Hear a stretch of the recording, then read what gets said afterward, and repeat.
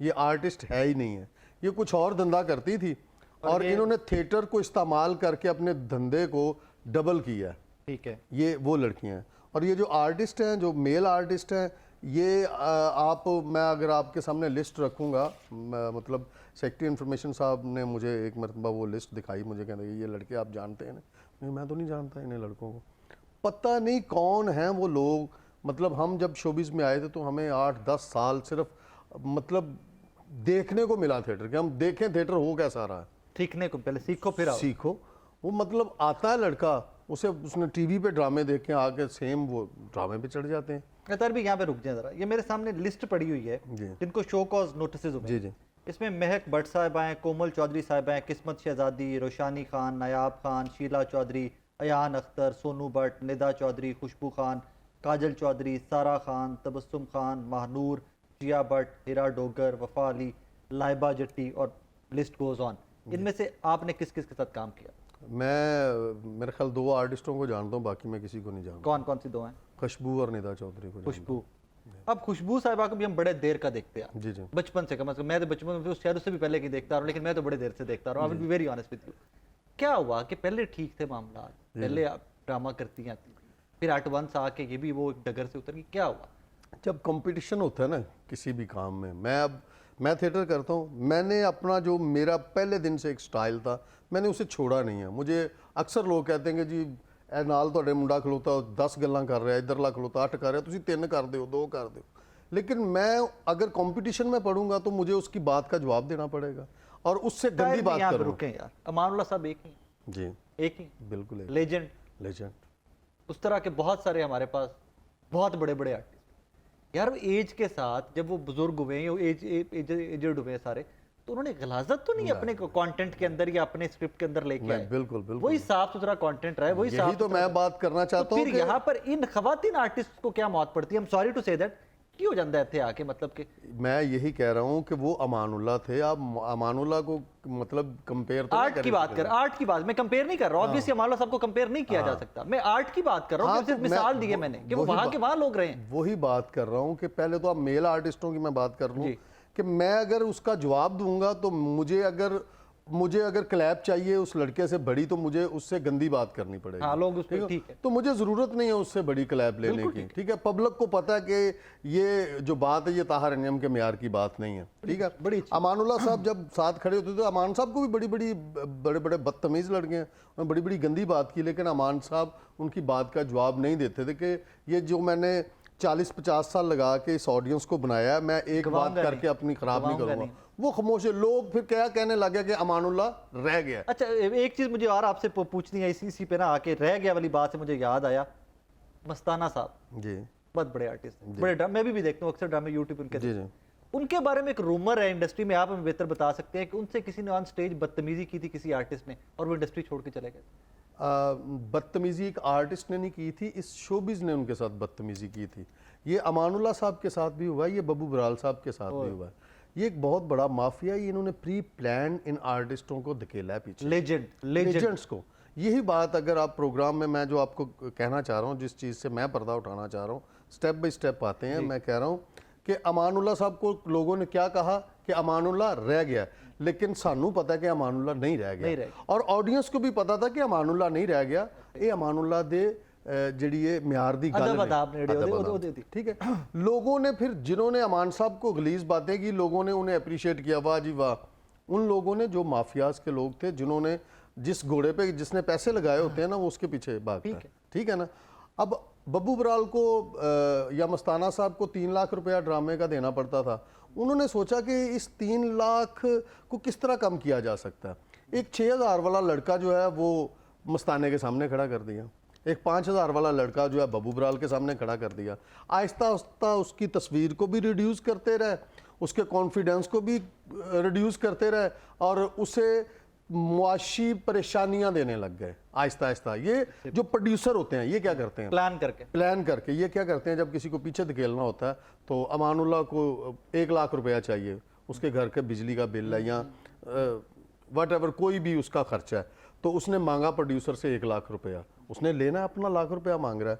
लेकिन प्रोड्यूसर के पास उस वक्त 20 लाख पड़ा हुआ है, लेकिन उसने 1 लाख रुपया उसे 3-4 दिन बाद लेट देना है, परेशान करके। मतलब फिर इन्हें इतना परेशान किया गया कि ये खुदकशियां हैं, ये जो इनकी बीमारियां हैं, ये जो इनका कॉन्फिडेंस छीन लिया गया। इन नए लड़कों को फिर लेके आए, क्योंकि ये 6-6 हज़ार वाले थे, ठीक है, इनसे फिर पैसा कमाया गया, इससे फहाशी भी बढ़ी। मैं अमानुल्लाह को देख के थिएटर में आया था। फिर कुछ लोग ऐसे आए हैं जो मैं नाम नहीं लूँगा, मेरे कुछ ऐसे भाई हैं जो मतलब उनके फॉलोअर्स फिर आ गए। फिर अमानुल्लाह तो नहीं थे, फिर उनकी जगह कुछ फौज आर्टिस्टों ने ले ली, फिर उनके फॉलोअर्स आने लगे। इस तरह बिगाड़ पैदा होता रहा। नरगस साहिबा जब तक फील्ड में थी, ठीक है, देखें नरगस कितना बड़ा मतलब नाम है, डांस के हवाले से बहुत बड़ा आप देखेंगे तो थिएटर में और फिल्म में बड़ा, लेकिन नरगस ने आज तक कभी भी फहाशी का सहारा नहीं लिया। मेरी बात समझिए, चाहे आप वो प्रोड्यूसर उसे कहना कि आप 1 करोड़ रुपया ले लें, तो वो कहेगी कि चलते मतलब डरते थे प्रोड्यूसर उनसे। और ये जो लड़कियां हैं, ये आने वाली लड़कियां जो अब नहीं आई हैं, ना कोई आर्ट के साथ कोई उनका तल्लक है, ना कोई परफॉर्म। मैं इनकी डायलॉग डिलीवरी अक्सर ये जब से ये सारा इशू उठा हुआ है ना, तो मैंने कुछ स्टेज ड्रामे ऑब्जर्व किए, देखें डायलॉग डिलीवरी कुछ भी नहीं है ही नहीं, पता ही नहीं है। हम यकीन करें, मैं ड्रामा करता हूँ और परेशान हो जाता हूँ कि इनसे मैं क्यों किस तरह लूंगा, ये क्या बात करेंगी, मैं लाफ्टर किस तरह लूंगा, मुझे कुछ कहना ही नहीं आता उन्हें, ठीक है। वो फिर प्रोड्यूसर ये जो है ना, ये शॉर्ट रास्ता है इनके पास पैसा कमाने का।